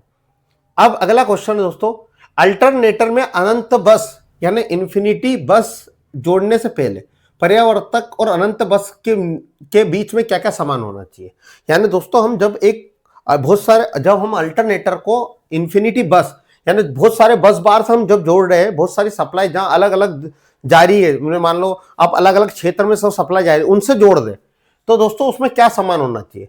तो दोस्तों उसमें वोल्टेज समान होना चाहिए प्रत्येक लाइन में, फ्रीक्वेंसी आवृत्ति समान होना चाहिए, प्रत्येक का फेज सीक्वेंस RYB समान होना चाहिए, फेज डिफरेंस सेम होना चाहिए, ठीक है, ये सभी चीजें समान होना चाहिए। तो सी आंसर इसका आएगा। अगला क्वेश्चन है हमारा, एक अनंत बस बार के साथ हम अल्टरनेटर को सिंक्रोनाइज करके 3 लैंप तुल्यांकन विधि का उपयोग करते हैं, तो किस स्थिति में तीनों लैंप क्या हो गए, चमकना बंद हो जाएंगे। यानी एक सिंक्रोनाइज मेथड होती है दोस्तों, इसके माध्यम से हम चेक करते हैं कि फ्रीक्वेंसी कितनी है, वोल्टेज कम आ रहा है ज्यादा, या हमारा जो फेज क्रम है RYB वो सही से जा रहा है कि नहीं। तो इससे हम अल्टरनेटर को टेस्ट करते हैं, उस मेथड को बोलते हैं सिंक्रोनस विधि। क्या बोलते हैं? सिंक्रोनस विधि, जिसको बोलते हैं तुल्यकालिक विधि। ठीक है, अब इसमें क्या होता समझना। सबसे पहले क्या होता है दोस्तों, इस विधि का उपयोग जब हम करते हैं तो दोस्तों जब वोल्टेज क्या होता है, जब तीनों लैंप बंद हो जाए, तो तीनों लैंप बंद हो जाए, समझ जाना उसमें आवृत्ति नहीं आ रही है, उसकी आवृत्ति समान नहीं है। ठीक है, तो आवृत्ति क्या होती है, समान नहीं होती है, लेकिन वोल्टेज और फेज समान होते हैं। तो जब हमारे 3 लैंप बंद हो जाते हैं दोस्तों, जब हम अल्टरनेटर को चेक करते हैं, जब उसके तीनों फेज में वोल्टेज समान आ रहा है पर और फेज सीक्वेंस समान है पर आवृत्ति समान नहीं है, तो तीनों हमारे क्या हो जाएंगे, तीनों हमारे बल्ब बंद हो जाएंगे। इसी को बोलते हैं फेज सीक्वेंस मेथड, जिसमें अलग अलग विधि होती है। वोल्टेज अलग अलग हो जाएगा तो क्या होगा, ठीक है, यदि फेज सीक्वेंस अलग हो जाएगा क्या होगा, तो इसका आंसर आएगा सी। अगला है दोस्तों, जिस विधि में आर्मेचर प्रतिक्रिया का प्रभाव अधिक होता है उसे क्या कहते हैं। दोस्तों आर्मेचर रिएक्शन का प्रभाव अधिक होता है उसको हम वहां पर क्या होता है, फील्ड कमजोर होता है। तो जैसे कैसे दोस्तों, अब समझना इसका। आर्मेचर रिएक्शन, आर्मेचर प्रतिक्रिया किसे कहते हैं दोस्तों, उसे कहते हैं दोस्तों जब हमारा क्या होता है, जब हम सप्लाई देते हैं तो हमारे फील्ड वाइंडिंग में करंट जाता है, करंट जाने के कारण जो हमारा स्टेटर होता है उसमें चुंबकीय फ्लक्स बनती है और वो चुंबक घूमता है। दोस्तों हमारा आर्मेचर जो होता है उसमें भी वाइंडिंग होती है, उसमें भी चुंबकीय, ठीक है, जब मैग्नेट जाता है तो उसमें भी क्या बनती है, वाइंडिंग में भी क्या होती है, आर्मेचर में भी चुंबक उत्पन्न होती है। स्टेटर या फील्ड वाइंडिंग में उत्पन्न हुई चुंबक आर्मेचर में हुई उत्पन्न हुई चुंबक एक दूसरे को क्या करती, कट करती।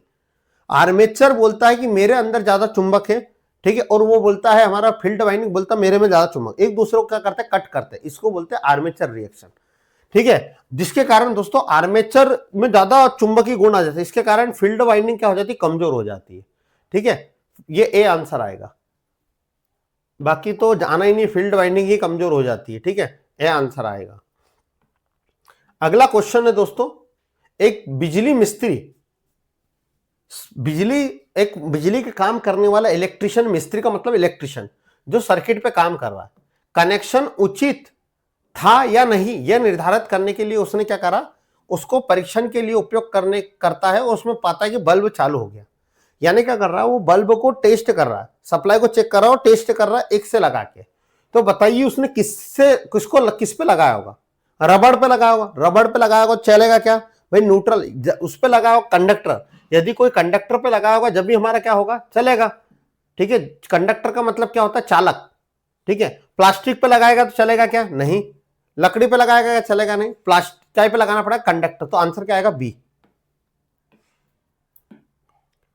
इन्वर्टर में पल्स चौड़ाई मॉड्यूलेशन नियंत्रण तकनीक का उपयोग किसके लिए किया जाता है।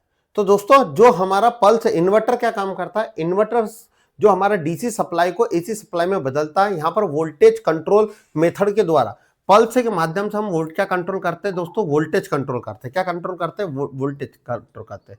ये हमारे जो इन्वर्टर होती है उसमें जो पल्स बनती है वो क्या बनती है, वर्गाकार। अब इस वर्गाकार पल्स को हम क्या करते हैं दोस्तों, कंट्रोल करते हैं। क्या करते हैं, कंट्रोल करते हैं। ठीक है, किसके माध्यम से, वोल्टेज कंट्रोल मेथड द्वारा। ठीक है, वोल्टेज कंट्रोल मेथड, तो इसका आंसर आएगा बी, वोल्टेज कंट्रोल, जिसके कारण हार्मोनिक भी कंट्रोल होती है। तो इसमें सर वोल्टेज नियंत्रण मेथड, वोल्टेज नियंत्रण के साथ हार्मोनिक, हार्मोनिक का मतलब आवृत्ति दोस्तों। ठीक है, वोल्टेज कंट्रोल होने पे इसकी आवृत्ति, फ्रीक्वेंसी भी क्या होती है, कंट्रोल होती है, हार्मोनिक, यानी इस तरह से ऊपर नीचे कम ज्यादा होती है, ये दोनों के कारण यह होता है। अगला क्वेश्चन क्या बोल रहा है, एक इन्वर्टर के आउटपुट वोल्टेज का मल्टीपल पल्स मॉड्यूलेशन तकनीक द्वारा नियंत्रण किया जाता है यदि संदर्भ वोल्टेज का शिखर मान 4 वोल्ट है और वाहक वोल्टेज का 6 वोल्ट है। तो ये बोल रहा है प्रत्येक आधे चक्र में कुल पल्स की चौड़ाई क्या है। इन्वर्टर क्या करता है, डीसी को एसी में बदलता है, पल्स मॉड्यूलेशन को चेंज कर देता है। अब दोस्तों यहां पर समझना, पल्स मॉड्यूलेशन टेक्निक जो होती है, यहां पर एक पहला तो कौन सा वोल्टेज आता है, तो पहले मैं बता दूं आपको, 2 प्रकार के वोल्टेज दिए, मैं इसको छोटा कर देता हूं, थोड़ा सा आपको सही रहेगा, और छोटा कर देता हूं, एक समझ लेना, मैंने क्वेश्चन को ये छोटा कर दिया। ये बोल रहा है दोस्तों क्वेश्चन में कि एक इन्वर्टर के आउटपुट वोल्टेज का मल्टीपल मॉड्यूलेशन तकनीक के द्वारा नियंत्रण करना है, इसका संदर्भ वोल्टेज और एक वाहक वोल्टेज, यानी हमारा जो संदर्भ वोल्टेज है, रेफरेंस वोल्टेज है 4 वोल्ट, और हमारा जो शिखर वोल्टेज है, जो वाहक वोल्टेज है वो 6 वोल्ट। हाँ या ना?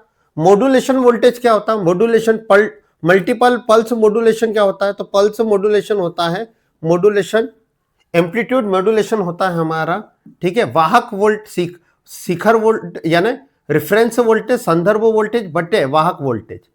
तो इसको हम रखेंगे तो कितना आ जाएगा? 4/6, 4/6।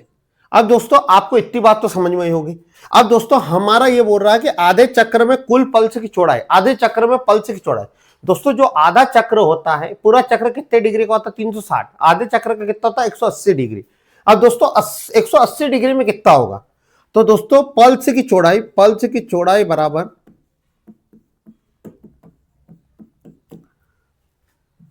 एमए को बोलते हैं एम्पलीट्यूड मॉड्यूलेशन, आयाम मॉड्यूलेशन, गुणित हमारा गुणित कितना डिग्री? 180 डिग्री। आधे चक्र की बात करिए। अब कितना डिग्री हमारा? 4/6 इंटू 180। अब 6 की टेबल में कितना आता है? 6 या 18 कितनी बार आता है हमारा? 3 बार। 30 बार कटा, 30 में 4 का गुणा करा, कितना हो गया? 120 डिग्री। अब दोस्तों यहां पर कहीं भी आंसर 120 डिग्री नहीं, जो कि पूरी तरह से गलत है। ये पूरे ऑप्शन गलत थे दोस्तों, यहां पर 120 डिग्री किसी का भी आंसर नहीं था, ठीक है। तो इसका आंसर आएगा 120 डिग्री। इस तरह से निकालना है दोस्तों, मैंने सारी चीजें आपको बता दी। अगला क्वेश्चन पे जाते हैं दोस्तों, जो 60 डिग्री आंसर दे रहे, जो बिल्कुल गलत था। अब दोस्तों अगला क्वेश्चन है, अगले क्वेश्चन को थोड़ा सा जूम कर लेता हूं जिससे आपको आसानी हो। तो अगला क्वेश्चन ये बता रहा है, ठीक है, ये बता रहा है कि एक चरण पूर्ण पुल वोल्टेज स्रोत डीसी एसी कन्वर्टर में कितने स्विच होता है? दोस्तों एक फुल वेव जो स्विच होता है, जो single phase full bridge voltage source होता है, उसमें 4 टर्मिनल होते हैं। कितने होते हैं? कन्वर्टर जो होता है उसमें 4 होते हैं। पहला तो दोस्तों होते हैं हमारे मेन 2 स्विच होते हैं, ठीक है, 2 कंट्रोलिंग स्विच होते हैं और 2 अपने मेन स्विच होते हैं। 2 कंट्रोलिंग स्विच यहां पर लगते हैं, या तो आप आईजीबीटी बोल सकते हो, या तो एससीआरए होता है, या मॉसफेट होता है। इनमें से कोई 2 स्विच जो कंट्रोलिंग करते हैं। तो टोटल कितने स्विच होते हैं? 4। आवृत्ति और वोल्टेज किसके द्वारा नियंत्रण कर सकते हैं? दोस्तों आवृत्ति और वोल्टेज किसके द्वारा कंट्रोल नियंत्रण करते हैं? तो दोस्तों आवृत्ति को तो हम साइक्लो कन्वर्टर होता है, साइक्लो कन्वर्टर उसके द्वारा नियंत्रण कर सकते हैं। तो दोस्तों पहला होता है साइक्लो कन्वर्टर, ठीक है, ठीक है, सी इन्वर्टर और साइक्लो कन्वर्टर, या इन्वर्टर या एसी वोल्टेज कन्वर्टर। अब दोस्तों इन्वर्टर के द्वारा वोल्टेज होता है, ना कि हमारा कन्वर्टर, ठीक है, आवृत्ति।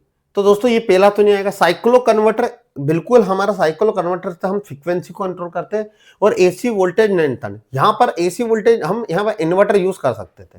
दोस्तों इन्वर्टर और साइक्लो कंट्रोलर, दोस्तों साइक्लो कंट्रोलर और हम जिसको हम बोले हैं इन्वर्टर और एसी वोल्टेज कंट्रोलर, इन दोनों की, क्योंकि यहां पर जो दिया है दोस्तों, हमने यहां पर एसी वोल्टेज कंट्रोलर, तो यहां पर आएगा इन्वर्टर के द्वारा कर सकते हैं, साइक्लो कंट्रोलर, साइक्लो कन्वर्टर के द्वारा हम दोनों के द्वारा एसी वोल्टेज और आवृत्ति को कंट्रोल कर सकते हैं। इसका आंसर आएगा सी, इन्वर्टर और साइक्लो कंट्रोलर, सॉरी इन्वर्टर और साइक्लो कन्वर्टर। अगला है निम्न में से केंद्र रेखा के रूप में इस्तेमाल करते हैं। दोस्तों एक्सटेंशन लाइन होती है, सेक्शन लाइन हो, एक्सटेंशन लाइन जो ईडी का क्वेश्चन है दोस्तों, केंद्र रेखा के रूप में हम जो एक्सटेंशन लाइन होती है उसका यूज करते हैं। बी आंसर आएगा, ठीक है। अगला क्वेश्चन है दोस्तों, सोच के विकास और गणितीय अवधारणा का विकास का घनिष्ठ संबंध है। दोस्तों यदि आप सोच रहे हो उसका मेन विकास का गणितीय अवधारणा है, तो ये भी वर्कर्स ऑफ कैलकुलेशन का क्वेश्चन है। तो इसमें हम आंसर आते हैं क्या? रिसर्च करना। आप जब कोई चीज सोचते हो, ठीक है, उसको तो इनोवेशन, ठीक है, एक तरह से क्या करते हैं? रिसर्च करते हैं। सोच और विकास का गणितीय अवधारणा क्या कहलाता है? रिसर्च कहलाता है। बी आंसर आएगा। अगला है दोस्तों, स्टेनलेस स्टील में थिनर गेज के साथ वेल्डिंग किस प्रकार की वेल्डिंग का रूप है? दोस्तों जो हम वेल्डिंग करते हैं, ठीक है, थिनर वेल्डिंग, वो किस प्रकार का रूप है? तो मैं इसको छोटा कर देता हूं जिससे आपको समझ में आ जाएगा, ठीक है। तो किस प्रकार का वेल्डिंग है स्टेनलेस स्टील में? तो दोस्तों ये वेल्डिंग जो होती है हमारी, वो कौन सी होती है? गैस वेल्डिंग, ठीक है, गैस आल्क वेल्डिंग होती है जो स्टेनलेस स्टील पे की जाती है, ठीक है, गेज वेल्डिंग, ठीक है, एक तरह से गैस वेल्डिंग होती है। बिजली के स्विच को मरम्मत करते समय बिजली मिस्त्री को रबड़ के दस्ताने क्यों पहनना चाहिए? दोस्तों यदि हम इलेक्ट्रिसिटी का काम कर रहे हैं तो हम क्यों पे नहीं है? दोस्तों आपको इलेक्ट्रिकल शॉक से बचने के लिए, बिजली के झटके से बचने के लिए ए आंसर आएगा। फिसलने से बचने के लिए थोड़ी पहनते, ए आंसर आएगा इसका। अगला क्वेश्चन है, एक वर्ग की भुजा 4 सेंटीमीटर है, तो वर्ग का क्षेत्रफल कितना होगा? दोस्तों वर्ग का क्षेत्रफल होता है भुजा गुणित भुजा, 4 गुणित 4 भुजा गुणित भुजा दोस्तों, है ना, यानी 4 गुणित 4, 4 चौक 16 हो जाना आएगा, तो ये इसका आंसर होगा 16। ये जो आप कर लोगे, ठीक है, आंसर आएगा 16C। अगला है, इलेक्ट्रॉन के सिद्धांत पर इलेक्ट्रॉन का प्रवाह को कहां से यात्रा करेगा? दोस्तों जो इलेक्ट्रॉन है वो हमेशा माइनस चार्ज से, यानी नेगेटिव चार्ज से पॉजिटिव चार्ज की तरफ फ्लो होते हैं। दोस्तों जो इलेक्ट्रॉन है और वोल्टेज है वो इसी तरह से फ्लो करता है, नेगेटिव से पॉजिटिव, नेगेटिव से किधर की तरफ जाता है? पॉजिटिव। और जो हमारी करंट होता है वो पॉजिटिव से किधर जाता है? नेगेटिव की तरफ। आपको याद रखना है, इलेक्ट्रॉन हमेशा नेगेटिव से पॉजिटिव की तरफ जाते हैं, वोल्टेज भी नेगेटिव से पॉजिटिव की तरफ फ्लो होता है। हमारा जो करंट होता है, विद्युत धारा, वो धनात्मक से ऋणात्मक की तरफ होती है, तो इसका आंसर आएगा ऋणात्मक ध्रुवता से सकारात्मक ध्रुवता की तरफ। ठीक है, तो एक नेगेटिव, ठीक है, क्या लिखोगे? नेगेटिव पोलरिटी, बी आएगा एक वोल्टेज ऋणात्मक की ध्रुवता से सकारात्मक, ठीक है, बी आंसर आएगा। चुंबकीय क्षेत्र में घूमने वाली कुंडली में उत्पन्न होना वोल्टेज का वेवफॉर्म का आकार होता है। दोस्तों जब हम करंट देते हैं तो मोटर, इनमें जो चुंबक की गुण बनती है वो कौन सा वेव बनाती है? Sinusoidal wave. आपने ट्रांसफार्मर में भी देखा होगा, ट्रांसफार्मर में जब करंट देते हैं तो जो चुंबक बनती है वो कैसा बनाती है? इस तरह से हम जब वाइंडिंग लपेटते हैं तो उसमें जो चुंबक बनती है वो साइनोसॉइडल वेव बनाती है। कैसा बनाती है? साइनोसॉइडल वेव, जिसको बोलते हैं साइन वेव।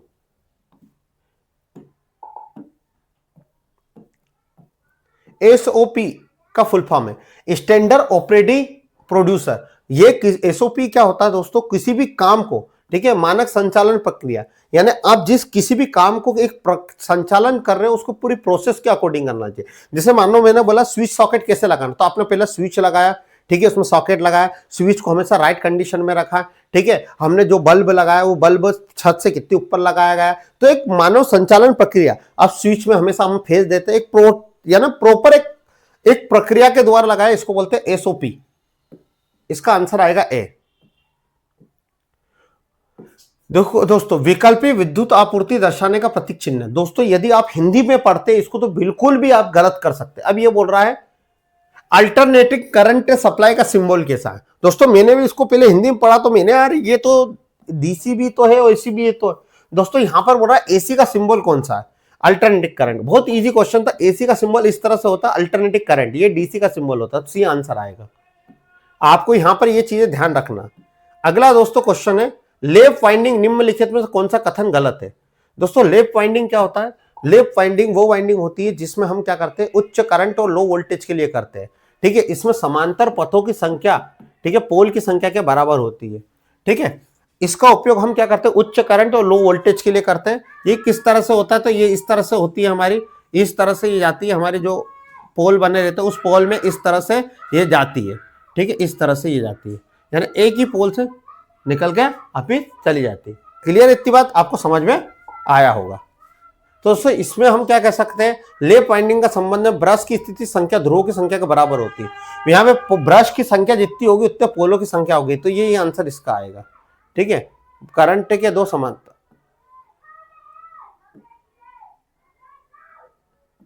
गलत है, सॉरी, हाँ मैं वही कह रहा हूं। हाँ दोस्तों गलत क्या है इसमें, गलत क्या है दोस्तों? गलत, ब्रश की संख्या इसमें ए के बराबर पी होता है, ये बिल्कुल सही है। कम वोल्टेज उच्च क्षमता वाली मशीनों के लिए उपयोग किया जाता है, कम वोल्टेज के लिए, बिल्कुल सही है। कम, इसमें समांतर पथों की संख्या, दोस्तों ये होता है ए बराबर जो 2 होता है समांतर पथों की संख्या, वो वेव वाइंडिंग में होता है, जो कि ये गलत है, ठीक है, ये गलत है। हाँ मैं थोड़ा सा कंफ्यूजन हो कि क्या हो गया इसमें ऐसा, ठीक है, ये बिल्कुल गलत। बाकी सर दोस्तों ये आपके जीके क्वेश्चन बचे, ये 75 क्वेश्चन मेरे द्वारा कंप्लीट करा दिए गए, तो आशा करता हूं आपको सारी चीज समझ में आई होगी। दोस्तों यदि आपको हमारी वीडियो पसंद आई है तो उसको लाइक करो, चैनल को सब्सक्राइब करो। एक और चीज आखिरी में कहना चाहता हूं दोस्तों, यदि आप भी दोस्तों पहली बार हमारे चैनल से जुड़ रहे हैं, चैनल को सब्सक्राइब कर लीजिए। आप सबसे पहले एके इलेक्ट्रिकल क्लास का ऐप डाउनलोड करिएगा, उस पर ITI TO का कोर्स चल रहा है दोस्तों, इस पे आप क्लिक करिएगा। वैसे ही आप यहाँ पर क्लिक करोगे, जैसे इसको डाउनलोड करोगे इस तरह से सरकमफेस आएगा, और यहाँ पर जाकर दोस्तों आप आपको तीनों कोर्स, आपको मध्य प्रदेश टेक्निकल, ये आपका मध्य प्रदेश ITI ट्रेनिंग का आप ले सकते हो बहुत मिनिमम प्राइस में, ठीक है। आपको एक कंटेंट मिलेगा जो नया कंटेंट है जो एग्जाम में आता है दोस्तों। उसके बाद आप टेस्ट दे सकते हो, यहां पर जाकर आप फ्री टेस्ट, ठीक है, यहां पर जाकर आप फ्री टेस्ट पे क्लिक करोगे तो फ्री टेस्ट को जैसे क्लिक करोगे ऐसे टेस्ट खुल जाएंगे। तो डेली आपको यहां पर टेस्ट मिलेंगे सब्जेक्टिव वाइज। तो दोस्तों आपको फ्री में टेस्ट की तैयारी हो जाएगी। दोस्तों आशा करता हूं सारी चीज समझ में आएगी। दोस्तों तैयारी वैसी करो जो एग्जाम में आए। दोस्तों पुराना पढ़ने से कोई काम का नहीं, आप नया अपडेट पढ़ोगे तो एग्जाम क्वालिफाई होगी। तो दोस्तों आशा करता हूं आपकी एग्जाम बहुत जल्दी होने वाली है। तो दोस्तों अभी तक आपने नहीं लिया है कोर्स तो कोर्स परचेस कर ले, नहीं कोर्स से लेना है तो आप डेली क्यूज जरूर दीजिए। तो दोस्तों उससे आपको बहुत फायदा मिलेगा। तो मिलते हैं फिर एक नई वीडियो के साथ। जय हिंद, जय भारत।